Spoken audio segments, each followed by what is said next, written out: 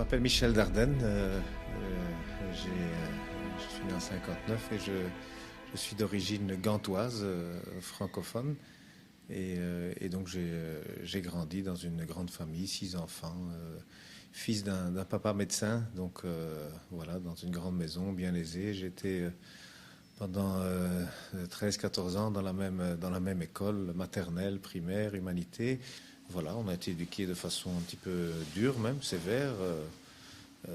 Je dirais de temps en temps, quand en tant qu'enfant on faisait les difficiles, eh bien ça frappait, on était punis. Bon, c'était l'ancienne façon d'être éduqué, je dirais.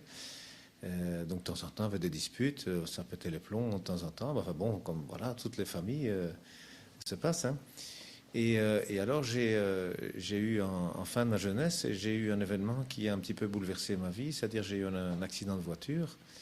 J'ai passé une semaine dans le coma et puis je me suis réveillé et voilà, bon, ça secoue évidemment tout à fait.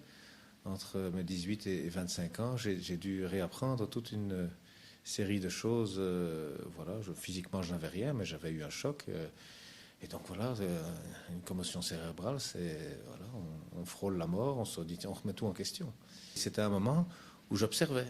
Donc j'avais réappris, avec de l'aide d'ailleurs de bons médecins, voilà, quand tu as mal dans les reins, dans le dos, dans les muscles, bah, tu as soif, il faut boire. Ah oui, ouais. Je n'étais plus un bébé, on ne me donnait pas le biberon, donc je devais moi-même savoir, je devais boire.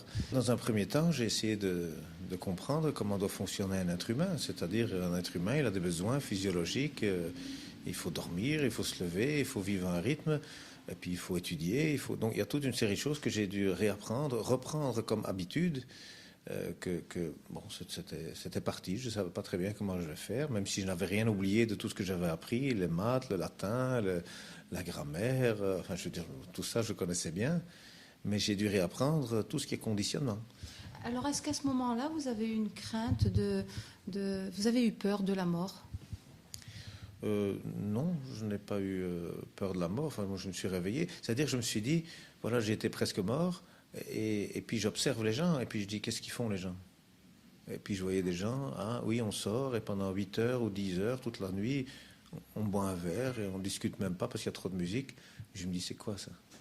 Donc je me posais des questions, et puis je regardais les jeunes, les vieux, les riches. Enfin, moi j'étais un petit peu d'un milieu assez aisé, et puis bon, j'allais même voir un peu chez les plus pauvres.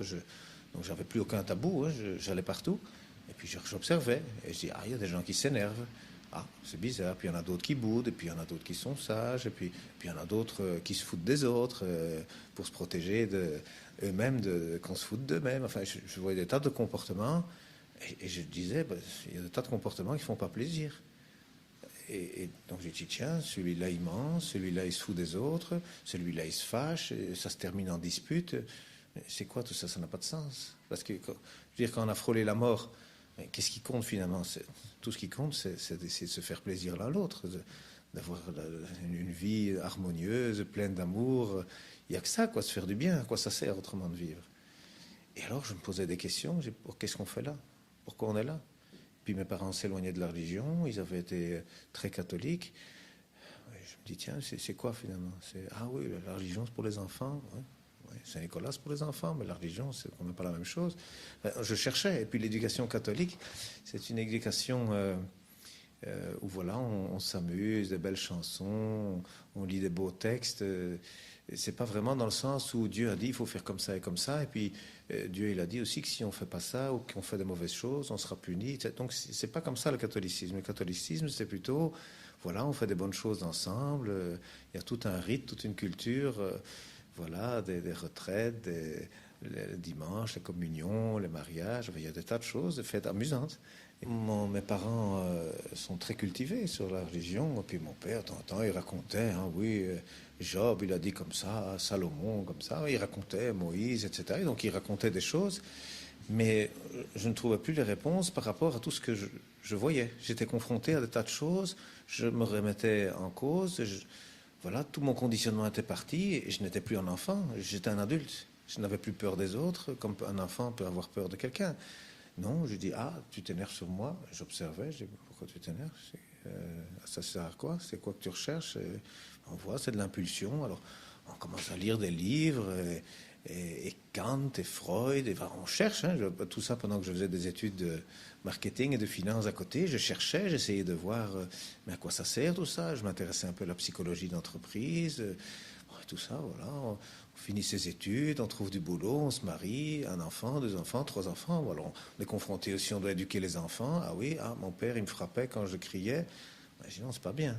Alors moi, je frappais plus mes enfants, mais juste je gueulais. Et je voyais que ça marchait pas bien non plus. On se disputait, c'est pas agréable. Et puis alors, on dit, bon, j'instaurais parfois des jeux. Je dis, tiens, voilà, une fois par semaine, vous pouvez tout dire de votre père, ce que vous voulez. Critiquez-le, allez-y. Et ben, il se lâchait. Parfois, c'était dur à entendre. Bon, j'essayais des nouvelles versions, des nouvelles... j'appelle ça parfois des logiciels. On a tous le même cerveau dans le monde entier, mais les cultures, les religions, finalement, c'est des logiciels. C'est comment est-ce qu'on fait pour réagir à telle ou telle situation. Et puis j'essayais sans arrêt une nouvelle version. Je cherchais un petit peu dans le bouddhisme. Je regardais, témoins de Jéhovah, ils disent ça. J'allais chercher. Je cherchais un peu partout. Les athées, ils disent ça. Les grands philosophes, ils disent ça. On recherche en arrière chez les Grecs, qu'est-ce qu'ils racontaient, Aristote. Et on lit, on essaye de voir c'est quoi. Est-ce que vous auriez pu éventuellement, imposer, non, mais enseigner à vos enfants de vivre en tant que bons catholiques, donc voilà, aller à la messe, pour qu'ils puissent être de bons citoyens, de bons catholiques, de bons chrétiens? Oui, mais ça, je dois dire, non, de nos jours, les parents catholiques, je crois qu'ils ont beaucoup de mal, parce que mes enfants, ils ont été dans une école catholique, mais même le prof de religion, il ne croit pas en Dieu. Je veux dire, dans la même école catholique, je demandais parfois, tu es un directeur, vous croyez en Dieu? Bon. Attends, mais quoi, vous êtes directeur d'une école catholique, vous ne croyez pas en Dieu? Quelle éducation vous donnez aux enfants? Vous savez, enfin, je demandais à mes enfants, il y en a combien d'enfants qui croient en Dieu en classe? Fous-nous la paix avec ça, c'est quoi Dieu? Même dans une école catholique, les enfants ne croient même plus en Dieu. Et donc, c'est très compliqué. Oui, on voit Internet, on voit des messages de toutes sortes. Donc, c'est très difficile. Et puis, surtout, le catholicisme, une fois qu'on se détache juste de la culture et des rites, eh bien, on va chercher dans le sens des textes. On dit, tiens, on va lire l'histoire de Job, qu'est-ce qui s'est passé? Oui, ça. Puis on voit des textes, Dieu, Satan était devant l'Éternel. C'est quoi ces histoires? Donc on ne comprend pas. On dit, voilà, et puis Job, il tombe malade, et puis Job, il reste toujours fidèle à Dieu. Et Dieu, tu vois, dit Satan, on dit, Job, il reste fidèle, etc. Donc, on ne comprend pas, c'est quoi ces histoires? C'est quoi Dieu? On ne comprend plus. Donc on ne sait même plus qu'est-ce qu'il faut dire aux enfants. Oui, allez, Marie était vierge quand elle a eu Jésus comme fils. Ouais, quand on dit ça à un médecin, est-ce qu'une femme peut avoir un fils quand elle est vierge? Non, impossible. Bon, donc, on se dit, mais c'est quoi ça? On ne comprend pas quoi. Elle était vierge uniquement par la volonté de Dieu. C'est quoi Dieu? On comprend. Oui, c'est pour ça, c'est le Fils de Dieu. C'est le Fils de Dieu. Oui, Jésus, c'est Dieu. Jésus, c'est Dieu. C'est le Fils de Dieu, c'est Dieu. Et Marie, c'est la mère de Dieu. On ne comprend plus, quoi. Donc, je veux dire, il y a des tas de choses qui n'étaient pas logiques. Donc, il y a un moment où on ne sait plus ce qu'on doit dire aux enfants. Ils reviennent eux-mêmes avec des contradictions devant lesquelles ils nous placent. Des contradictions qu'on a déjà nous-mêmes. Jésus, c'est le Fils de Dieu, c'est le Fils de Marie. Marie, enceinte, pourtant vierge. Ma médecin a dit non, c'est pas possible ça. Mon père médecin a dit non, c'est pas possible. Donc il y a des contradictions, et puis le Fils de Dieu et tout à la fois. On ne sait plus. On se dit oui, bon, c'est peut-être des histoires pour les enfants, comme il dit. C'est comme Saint-Nicolas, comme Père Noël. Bon, une fois qu'on est grand, oui. Ça y est, il n'existe pas, réveille-toi, c'est bon, ça y est. Mais alors, s'il n'existe plus, s'il n'y a plus de Saint-Nicolas, s'il n'y a plus de Père Noël, s'il n'y a plus de Dieu, oui, on est là pour... c'est quoi? C'est l'argent, le Dieu. On vit pour l'argent. Oui, il faut travailler, il faut avoir de l'argent pour transmettre des bonnes études aux enfants, une belle voiture, une belle maison. Bon, où est-ce qu'on va avec ça?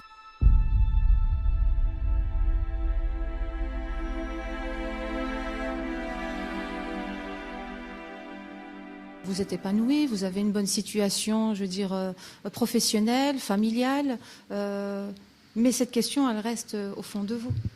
Oui, enfin, professionnellement, j'ai travaillé dans une multinationale de l'informatique, et puis après, j'ai créé ma propre société, et puis encore une autre société. J'ai donné des cours au niveau universitaire, BBA, MBA, enfin, Des cours en français, des cours en anglais. Enfin, je veux dire, moi, je gagnais de l'argent, les gens me respectaient. Tous les gens disaient oui, c'est vraiment une famille idéale, etc. Enfin, j'étais vraiment dans le cliché occidental typique. Voilà, c'est comme ça marche bien. J'avais été aux États-Unis, donc il y a des tas de choses que j'avais vues aux États-Unis. Voilà, l'argent, et on fait les emprunts, et puis on emprunte l'argent, on achète, et puis voilà, tout le monde croit qu'on est riche, et puis et on se dit bon. Le soir, on se dit, et alors quoi? Juste on regarde la télévision. Attends, ça devient aussi bête que de boire un verre dans un dancing, quoi. Qu'est-ce qu'on fait là? On est assis devant la télévision, on discute même plus dans la famille.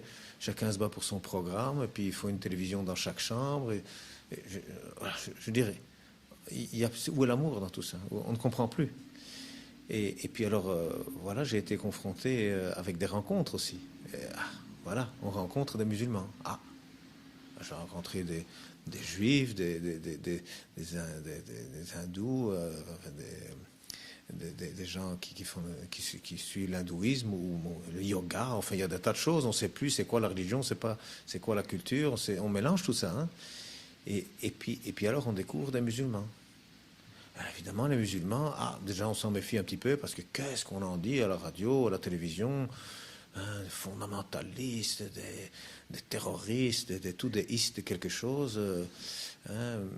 C'est pas les christianistes ou les judaïstes, il n'y a pas, mais c'est tout islamiste. Mauvais, attention. Et puis le 11 septembre, sinon, les musulmans, ils ne sont pas comme ça. On travaille avec des musulmans. Vous êtes à la quête, alors, vous êtes à la quête de quelque chose et vous vous intéressez à plusieurs cultures. Alors, est-ce qu'il y en aurait une de toutes ces cultures que vous auriez découvert, qui vous aurait tenté d'adopter? Oui, c'est-à-dire que moi j'étais dans une culture, j'étais devenu très ouvert et puis j'étais prêt à prendre un petit peu de chaque chose. Et donc finalement je me dis l'islam, allez bon, on en raconte du mal, mais comme je vois des gens qui sont sympas et qui sont musulmans, j'ai jamais rencontré un musulman qui est méchant, quoi. J'ai jamais vu ça. Donc bon, j'étais ouvert à tout ça et puis voilà, ma culture, ma religion, c'était plutôt ouvert à tout, quoi, un petit peu de tout. Mais ça reste superficiel, ça reste un petit peu flou, ça reste un peu le brouillard. Et puis alors, brusquement, on rencontre, moi j'ai rencontré alors des Pakistanais à qui je donnais des cours à l'université, et ils me disent, oui, on est des fondamentalistes islamistes. Je me dis, oh, où est-ce que je suis arrivé ici? Je donnais des cours en plus à la maison, en particulier, à plusieurs personnes d'une même famille. Je me dis, ouais, c'est quoi? C'est une secte ici? C'est quoi? Et puis je me dis, mais c'est quoi ça, fondamentaliste islamiste? Ils disent fondamentaliste, ça veut dire qu'on suit les règles fondamentales. Oui, je me dis fondamentaliste du code de la route, ça ne doit pas être grave. Enfin, je veux dire, c'est rouge, je passe pas. Bon, il n'y a pas vraiment un danger. Mais je dis, alors c'est islamiste le problème. C'est quoi islamiste? Alors il y avait un vieux, là, comme ça, le vieux grand-père, il dit, écoute, c'est un petit peu difficile parce que moi je connais rien du christianisme. Il dit, tu devrais d'abord m'expliquer un petit peu le christianisme. Je dis avec plaisir, parce que ne rien connaître du christianisme, quand même, c'est quand même un trou dans la culture générale, hein, avec toute ma prétention. Il y a quand même 1,5 milliard, 2 milliards de chrétiens dans le monde. Et il y a combien de musulmans dans le monde, il me dit? Évidemment, là, je me dis, ça y est, j'ai trop envie de parler, sans doute autant. Oui, il dit 1,5 milliard, 2 milliards, ça dépend comment on compte. Et dit, dites-moi un petit peu, qu'est-ce que vous savez sur l'islam? Je dis donc, j'ai un trou dans ma culture, c'est ça que vous me dites? Non, il dit, j'ai rien dit. Enfin, je dis, non, écoutez, dites-moi qu'est-ce que je dois lire. Et je dis, non. Enfin, ce monsieur, il me dit, non, il ne faut pas lire. Je dis, comment si je veux lire, je dois prendre l'islam, je dois lire. Il dit, pour nager, il dit, vous lisez? Non. J'avais raconté que je faisais du ski, il dit, pour faire du ski, il dit, vous lisez? Non, il dit, l'islam, c'est comme ça. Vous voulez apprendre l'islam, pratiquez-le, vous allez voir. Bon, je dis, c'est quel exercice que je peux faire? Il dit, on commence le jeûne dans quelques jours. Faites quelques jours de jeûne pendant le mois de Ramadan, vous allez voir. Et comme ça, je suis rentré dans ce jeu. J'ai dit, bon, voilà, je vais faire le Ramadan. Alors, je devais faire ça un peu en cachant, parce que déjà à l'époque, c'était en 95, déjà à l'époque, musulmans, enfin, c'était pas très bien vu. Surtout, moi, je suis dans des milieux de direction, etc. On ne parle pas de l'islam dans ce milieu-là, c'est pas possible, quoi. Hein, les affaires et tout ça, on ne pouvait pas. Et donc, voilà, le matin tôt, déjà il faut faire la réserve. Si on ne boit pas le matin avant le lever du soleil, on ne tient pas la journée. Déjà on voit qu'on a des limites quand même. Il faut manger, et pendant la nuit il faut manger, il faut boire, on ne tient pas.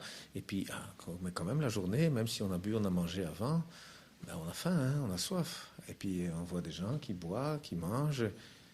Oui, puis on se dit les pauvres là, ils n'ont rien à boire, rien à manger. Mais on ressent comme eux. On va acheter quelque chose à manger, on leur donne. Je veux dire, on découvre toute une façon de vivre qui... Et puis évidemment, le soir, on se retrouve, on peut boire un verre d'eau. Waouh! Mais c'est merveilleux, un verre d'eau. Et on redécouvre, et puis voilà. Alors j'ai découvert un petit peu, j'étais invité chez des musulmans pour rompre le jeûne. Voilà, on rencontre tout un monde. Et à la fin du mois, le monsieur me dit, alors vous avez appris quelque chose? Mais je dis, oui, c'est formidable. Mais qu'est-ce que j'ai appris? Vous avez lu quoi? Il dit. Je dis, qu'est-ce que je devais lire? Et vous voyez, il dit, comment on peut apprendre sans lire? Je dis, oui. Et donc, ce premier ramadan a été éduqué là comme ça par les fondamentalistes islamistes pakistanais. À l'époque, c'était vraiment les terroristes en plein. Mais voilà, j'ai appris des bonnes choses. Voilà, j'ai copié les musulmans dans des choses que je voyais, dans des codes de comportement que je voyais, que ça avait de très bonnes... De très bonnes conséquences sur l'environnement. Et donc, voilà, c'est ça que je faisais. J'essayais d'imiter, mais avec prudence, dans la discrétion, jusqu'à un jour, je travaillais pour une entreprise. J'étais directeur d'une entreprise où 2/3 du personnel, c'était des Marocaines, ou des Thaïlandaises, mais enfin des musulmanes. Et puis bon, on fait le ramadan, c'est difficile de le cacher. Parce que alors il me testait, hein, il disait, oui, vous voulez boire quelque chose, monsieur le directeur, vous allez boire quelque chose? Non, merci. Vous n'avez pas soif, un petit café? D'habitude, vous prenez du café? Non, merci. Bon, et alors à l'heure du jeûne, il me piégeait aussi, et il dit, non, maintenant, vous ne devez pas boire. Hein. Attendez un petit peu. Hein. Ou bien vous devez vous dépêcher de casser le jeûne, parce que vous êtes musulman. Donc c'est difficile de cacher. Finalement, ils ont dit, oui, vous êtes musulman, c'est bien. Ils étaient tellement fiers.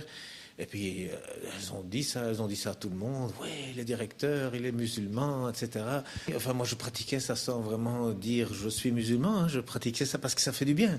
Il y a plein de règles musulmanes, mais vraiment, c'est des logiciels merveilleux. Ça fait du bien, ça nettoie le corps, ça nettoie l'esprit. On se sent bien, on fait des amis, on est en harmonie. On n'est plus blessé par les gens qui vous insultent. Ça y est, grâce à Dieu, il nous arrive des malheurs. On dit merci, mon Dieu.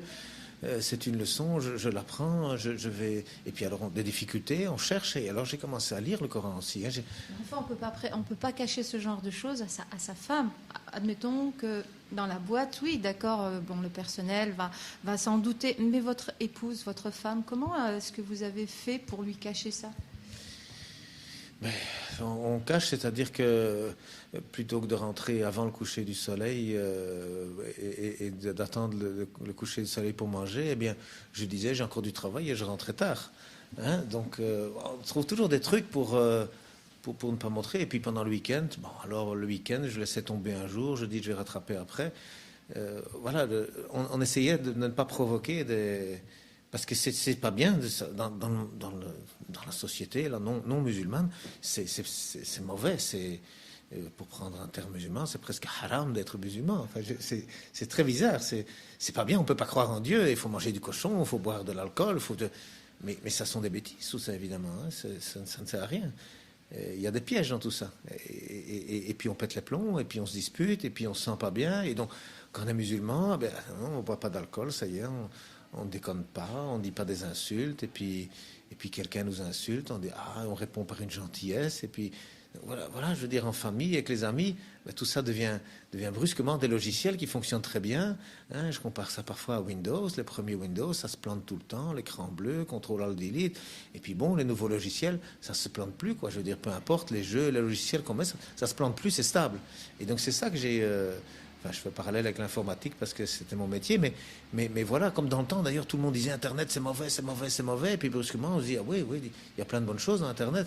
Donc, les gens disent, il y a plein de mauvaises choses dans l'islam, et moi, je découvrais plein de bonnes choses, donc je les adoptais, je les prenais.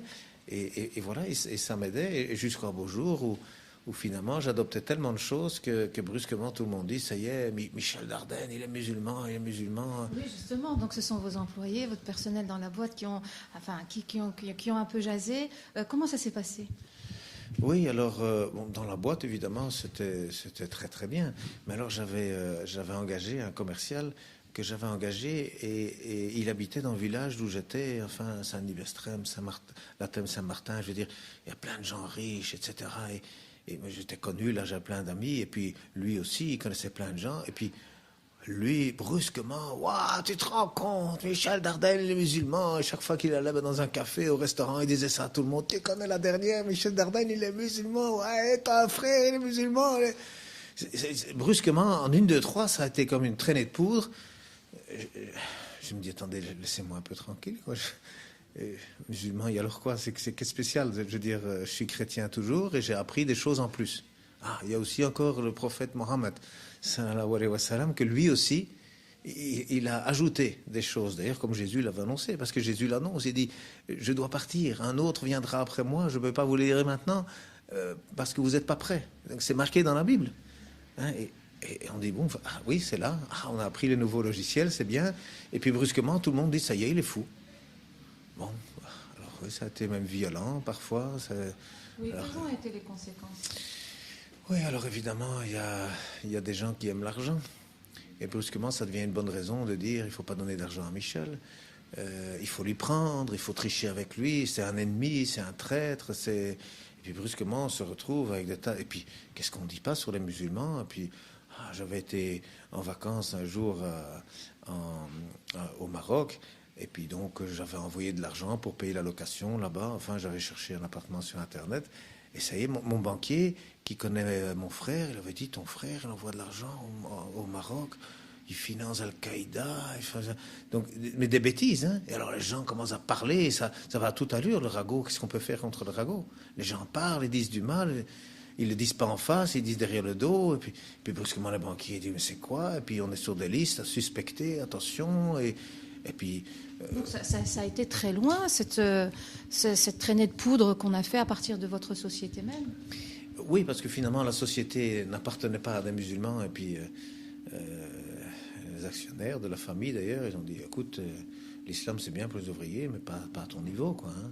Je dis, quoi, c'est pas à un autre niveau. Je dis, tu t'habilles comme tu veux, tu mets le caleçon que tu veux, laisse-moi tranquille, laisse-moi penser comme je veux. C'est quoi le problème? Oui, mais non, enfin, tu ne dois pas dire que tu es musulman. C'est quoi cette histoire? Écoute, si notre personnel est musulman, presque tout à fait. Les clients, même la moitié de nos clients, ils sont musulmans. C'est quoi? Je veux dire, il n'y a pas de problème. C'est pas ça mon travail. Hein. Moi, je parle pas de ça toute la journée. Je fais mon travail, quoi. Hein. Je vais voir les clients. Mais alors, oui, non, j'ai dû perdre mon travail. Ça va plus. Je vais partir. Tout ça, même dans de la violence, sans payer les préavis. Je veux dire, c'était.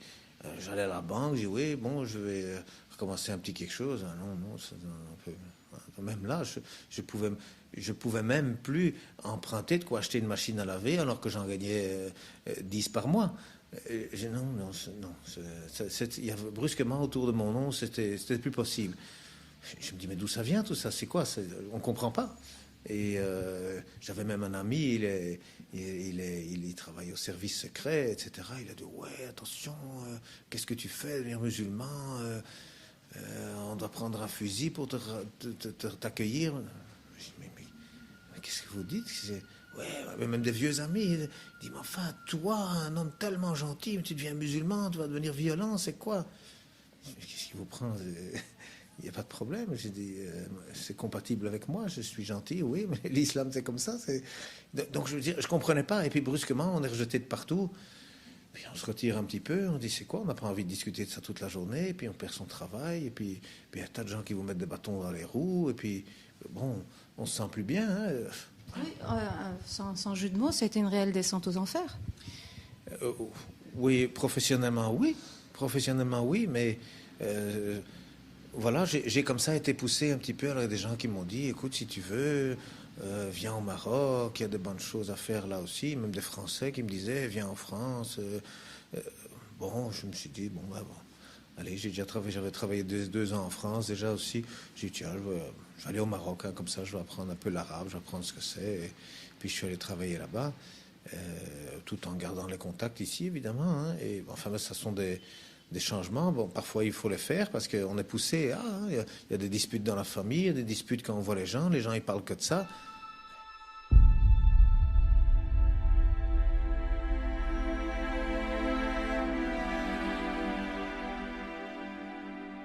Alors évidemment, comme on dit chez les musulmans, quand Dieu vous aime, il vous teste. Il ne suffit pas de dire qu'on croit. Ça veut dire que j'ai eu des tas de tests, évidemment. Et ça n'a fait m'encourager à chercher. Parce que je suis confronté à des tas de nouvelles situations difficiles. Bon, ouais, finalement, j'ai dit, les musulmans ils disent merci mon Dieu, alhamdoulilah. Je me suis dit, bon, ben, je vais dire alhamdoulilah, je vais chercher comment je dois faire. Et puis alors on cherche dans les textes. Et puis alors je me suis insulté de mon père parce que mes frères excitaient mon père. Mon père qui avait eu un petit accident cérébral à l'époque aussi, c'est un petit peu difficile, les vieils hommes. Et puis alors je lis dans l'islam, il faut toujours être gentil avec les parents. Ouais, mais attends, mais il m'insulte comme ça. Je demandais, j'allais à la mosquée, je demandais, oui, mais attends, mais il me dit des choses comme ça, il me fait des méchantes choses comme ça. Il dit, reste gentil avec ton père. Bon, je restais gentil. Il m'insultait. Bon, je restais gentil. Et puis ma mère, j'essayais. Elle, évidemment, elle souffrait de ça. Elle souffre toujours de ça. Enfin, elle dit, oui, je peux pas voir mon enfant, c'est quoi c'est vrai, bizarre. Parfois, je vois mon père comme ça. Il dit qu'il aime sa femme, mais il empêche de voir ses enfants. Pour moi, ce n'est même pas compatible. Enfin, je me dis, bon, il ne veut pas me voir, ça va, je ne veux pas le voir. Ma mère veut me voir. Bon, on fait ça en cachette alors. Non, alors parfois même, elle doit le repousser parce qu'il est. Non, il ne faut pas le voir, lui. Mais parfois, il est gentil aussi, je veux dire. Il a. Bon, ça va, des vieilles personnes. Bon, parfois c'est difficile, il a eu un petit accident cérébral et je veux dire, voilà, tout ce qu'on peut faire c'est être gentil. Mais c'est l'islam qui dit non, il faut être gentil. Enfin, je réfléchis, ouais, mais moi, dans l'ancienne version que j'ai appris de mes parents, même dans la famille, on m'insulte, je dois rendre l'appareil. Quand j'ai insulté aussi, je me fais respecter. Mais l'islam dit non, réponds pas à la gentillesse. Au plus on est méchant avec toi, tu réponds pas à la gentillesse. Puis j'ai essayé tous ces logiciels, je dirais, puis ça marche. Oui, ça calme la situation, c'est plus facile. Et puis, voilà, va aider. Demande à Dieu qui te guide et va dans des situations où tu peux être utile, tu peux aider. Et puis voilà, je gagne moins d'argent, mais voilà, j'ai aidé à démarrer une école. Il y a maintenant 600 élèves qui me disent Monsieur Michel, ils sont tous fiers et contents de moi. Les parents me remercient. Enfin, je veux dire, j'ai plein de bonheur et je crois que j'ai fait plus d'utilité en quelques années où j'ai gagné moins d'argent que toute ma longue carrière où j'ai fait plein de choses. J'ai gagné plein d'argent, j'ai fait de la vente, etc. dans des grosses boîtes. J'avais les belles voitures, mais finalement, voilà, je veux dire avoir une belle voiture et puis que tout le monde, il y a des tas de gens qui viennent vers vous qui ne sont plus intéressés par vous mais par votre voiture et votre argent. Ben, je dis oui, maintenant je fais quelque chose d'utile. Là, j'ai commencé à apprendre les rites parce que bon, prier, c'est quoi prier? Il suffit de pas mettre la tête par terre pour dire Dieu aide-moi. Non, oui, c'est utile. On peut commencer par là. Mais bon, il y a des rites il y a des façons de prier d'abord prier tous ensemble, il faut s'entendre sur quand est-ce qu'on reste debout, quand est-ce qu'on se plie en avant, quand est-ce qu'on se met la tête par terre. Je veux dire, il faut quand même s'entendre. Ça veut dire qu'il faut apprendre une série de textes pour qu'on puisse les faire tous ensemble. Et bon, j'ai appris des cours comme ça. Pendant 2 ans, j'ai suivi des cours à la mosquée. Mais bon, voilà, pour apprendre un petit peu les sourates, pour apprendre la signification. Ah oui, il y a des textes dans le Coran, mais attends, il faut voir dans quel contexte ça a été révélé, parce qu'on lit un verset comme ça, on se dit, c'est quoi ça? On ne comprend pas. Souviens-toi de l'abondance, fais la prière, fais un sacrifice, et ceux qui font du mal n'auront pas de postérité. Ça sert à quoi ça? Quand on lit ça comme ça ne veut rien dire. Mais quand on dit oui, mais ce sont 3 versets qui ont été... la plus courte sourate d'ailleurs, qui ont été révélées au moment où le prophète sallam était harcelé par sa famille qui en public le traitait de menteur, disait ouais, qu'est-ce que tu racontes comme imbécilité avec ta religion, moi j'ai l'argent, j'achèterai une place au paradis, lui disait son oncle. Et puis voilà, lui il reçoit cette sourate là, voilà, la famille vous insulte, les amis vous insultent, ça y est, souvenez-vous que vous êtes bien. Nettoyez-vous, faites vos exercices avec des textes saints, allez aider des gens qui en ont besoin. Ça y est, ceux qui disent du mal, vous oubliez. Voilà, un petit logiciel sympa, quoi. Oui, et alors on apprend à la mosquée, il y a des sourates, et toutes ces sourates, elles ont des significations, et voilà, c'est intéressant. Et puis une fois qu'on a compris comment ça marche, eh bien, chaque fois qu'on lit un petit peu, on cherche, tiens, on demande à la mosquée, tiens, dans quel contexte est-ce que tel verset ou tel verset a été révélé? Et puis alors, on sent toute l'histoire du prophète, ça c'est là, oui, il y a eu ça, la polygamie, ceci, c'est des tas de choses, hein, comme ça que oui, bon, c'est dans ce contexte-là, oui, bon, alors on comprend.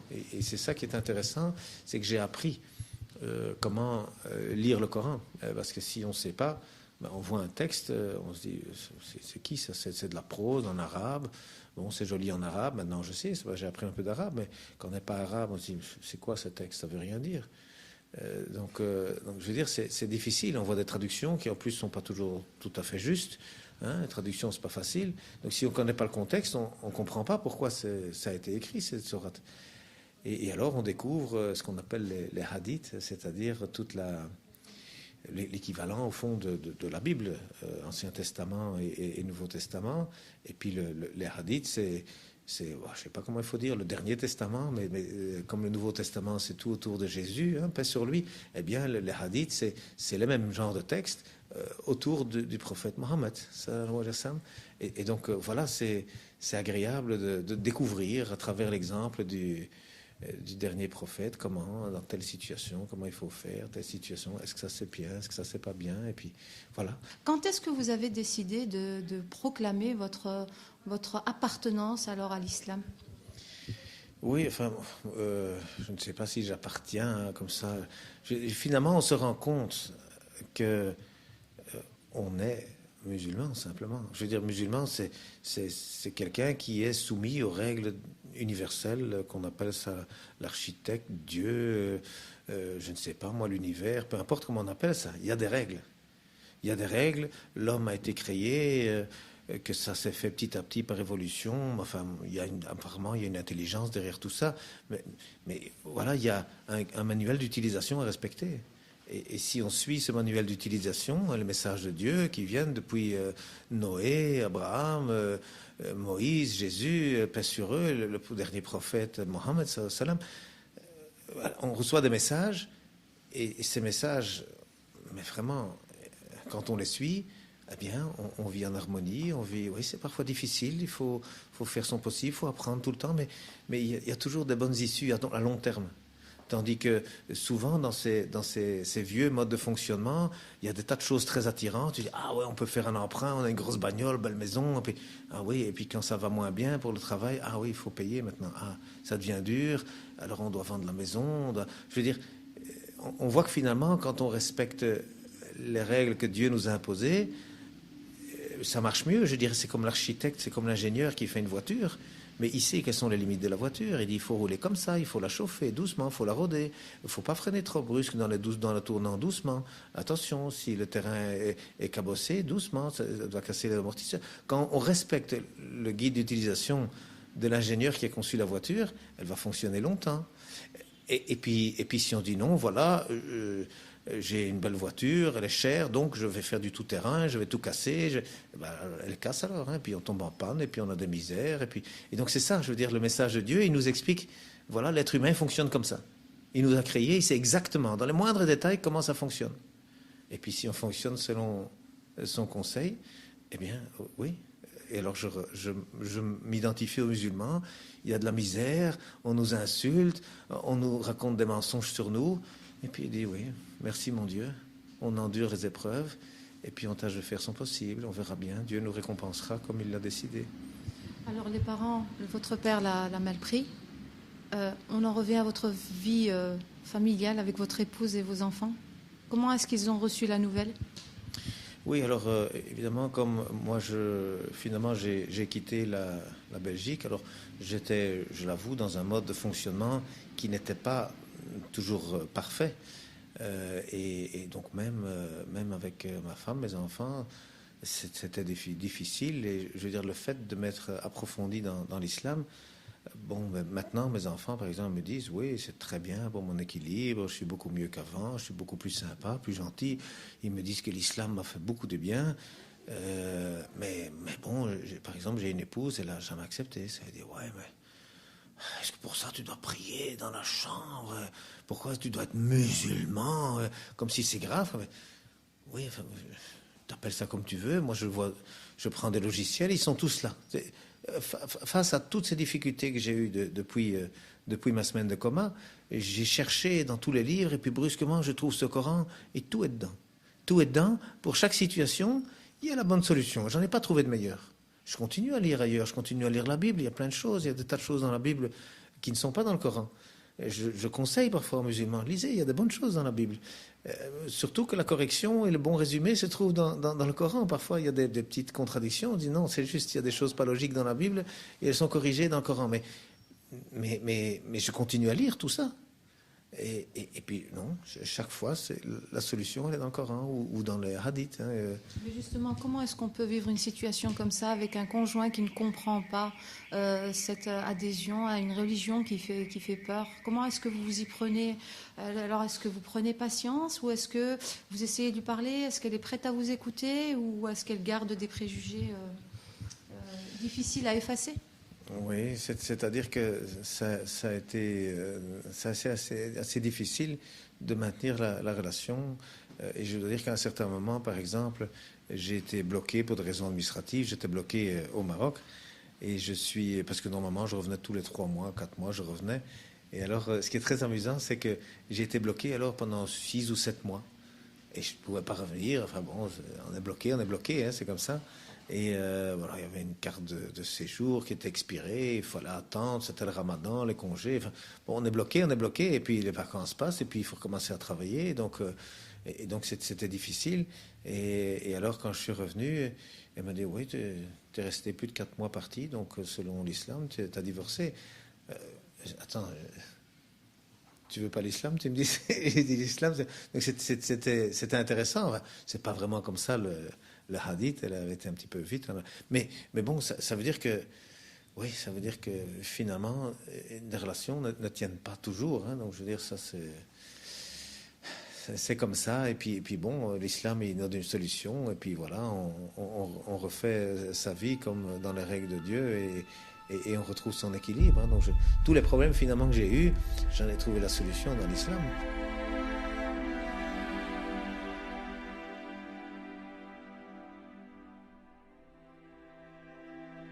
Il n'y a pas des moments de regret où on se dit, bon, tout compte fait, j'ai perdu quand même tous les êtres chers auxquels je tenais beaucoup.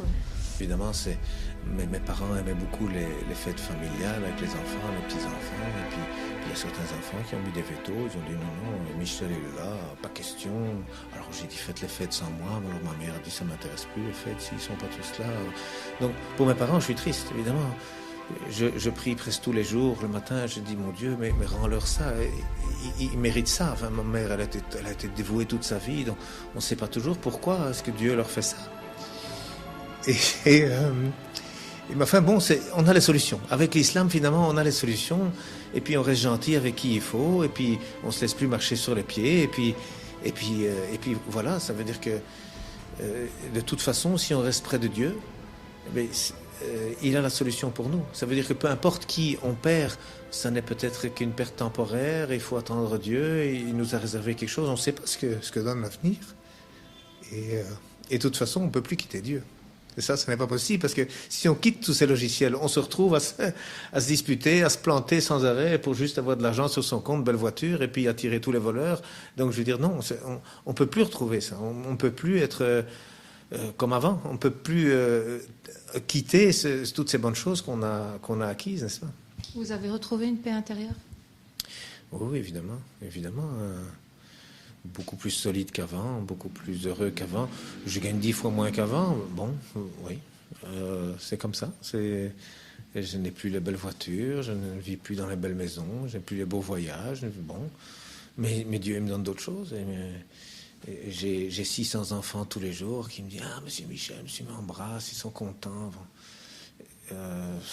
Oui, c'est vrai que j'ai pas ma famille, mais j'en ai plein d'autres. J'ai 2 fois autant de parents qui viennent chez moi. « Merci, monsieur Michel, merci, ce que vous faites, c'est gentil. » Ils sont contents, les enseignantes.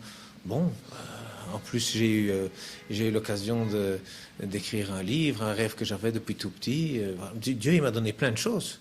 m'a donné plein de choses, donc plein de plaisir. Donc ça veut dire que tout ce que je peux dire, je vis dans l'espoir que les choses que j'aurais perdues, ben, si c'est bien, Dieu me les rendra. Si c'est pas bien, c'est qu'il me protège, c'est qu'il veut me protéger de certaines choses. Hein, parce que finalement, être avec des gens désagréables qui boivent de l'alcool, qui se disputent tout le temps, quand on est avec eux, même si c'était des amis d'enfance, oui, ah oui, on boit de l'alcool, on se dispute, on dit des gros mots, on dit, oui, puis c'est un froid pendant 15 jours, un mois, 2 mois, et puis allez après, prochaine fête, ça y est, on reboit un petit peu, ça y est, on s'arrange, et puis on se redispute.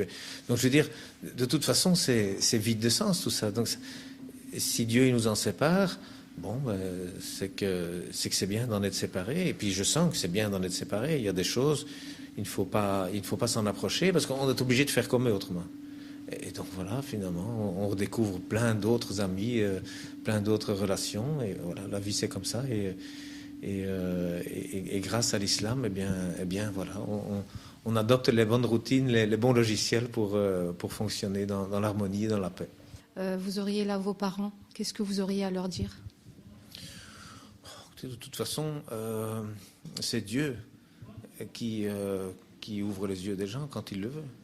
Donc de toute façon, moi, je n'essaye jamais de convaincre qui que ce soit. Ouais, enfin, de toute façon, mon père, c'est un homme qui a une grande culture, qui a beaucoup étudié, qui a fait beaucoup de bonnes choses dans sa vie, même s'il a eu des difficultés de santé maintenant. Je veux dire, il faut qu'il fasse ce en quoi il se sent bien.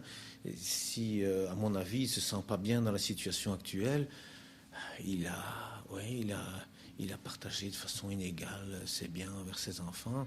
Bon, s'il pense c'est bien, il doit faire ses biens, mais je suis sûr qu'il ne se sent pas bien avec ça. Donc, il avait par exemple une très bonne amie, très croyante, une catholique, qui est morte récemment, que Dieu ait son âme, qui elle était très triste de cette situation. Elle dit, mais Georges, elle dit, docteur, mais elle dit... j'ai tout arrangé dans ma famille, c'est du bien, faites la même chose dans votre famille, c'est tout ce que je veux. Elle lui a dit ça avant de décéder. Bon, mais évidemment, c'est ce qu'on souhaite à tout le monde. Je veux dire, quelqu'un qui est âgé, on ne lui souhaite pas qu'il laisse une famille en discorde et dont la moitié est corrompue. Il n'y a personne qui souhaite ça. Il n'y a personne qui veut mourir en sachant, ah oui, mes enfants sont divisés. Ah, non, il n'y a personne qui veut ça.